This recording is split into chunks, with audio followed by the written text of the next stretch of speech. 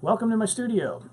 So recently Nicola brand strings introduced me as one of their endorsed artists, so I figured let's do a video on their acoustic line of strings. At the beginning of this video you see me playing my Taylor DN3, which is off camera hanging out over there. On there I have a set of NIC 50s, which are their medium gauge strings, goes from 13s to 58s. On the track itself, the acoustic guitars have a little bit of compression to deal with the picking dynamics, but outside from that there are no effects and there is no EQ, either pre or post recording, and we'll get into that in a second. So let's first talk about the feel of the strings.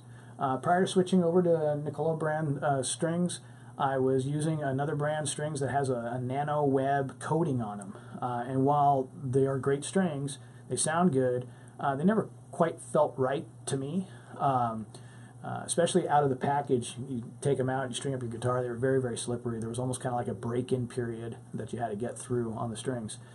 With these, to my pleasant surprise, as soon as I strung up my guitar, has the right amount of friction that allows you to grab onto the notes while still allowing you to travel up and down the guitar neck with ease.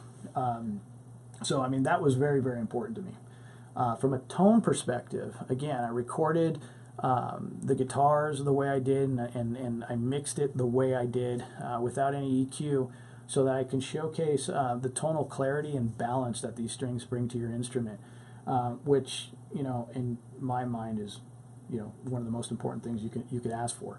The other thing too, what's nice about these strings is they really pick up your picks character as you're using them. So whether you're using a Jazz 3, or in my case on this recording I was using a Mel Bay Heavy, which is my preferred acoustic pick, it really picks up the characteristics of the pick.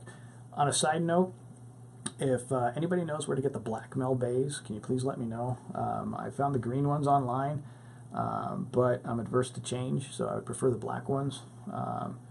If you can find, or if you know where they're at, please let me know. From a consistency perspective, these strings are wound really, really consistently, so there's not any variation between packages. I have found in the past there are some string manufacturers that there's little variations on how they wind the strings, and as a result, sometimes there are little tolerance annoyances that come into play while I'm playing guitar.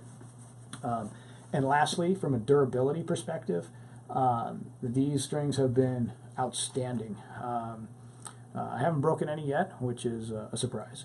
And secondly, they don't rust out on you.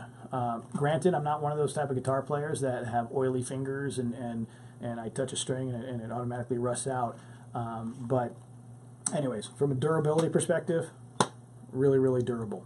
And last thing I really like about these strings, more specifically the company, is it's family owned, and this is a family of musicians, so these are musicians building these strings for other musicians, which is really nice.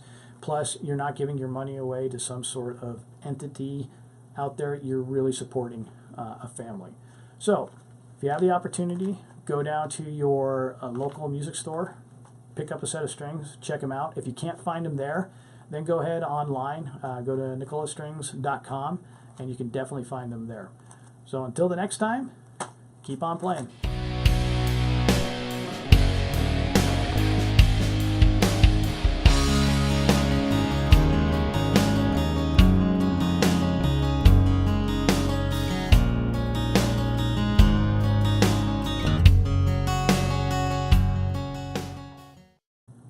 If you like this video, please click like. If you want to see more videos like this one, please hit subscribe.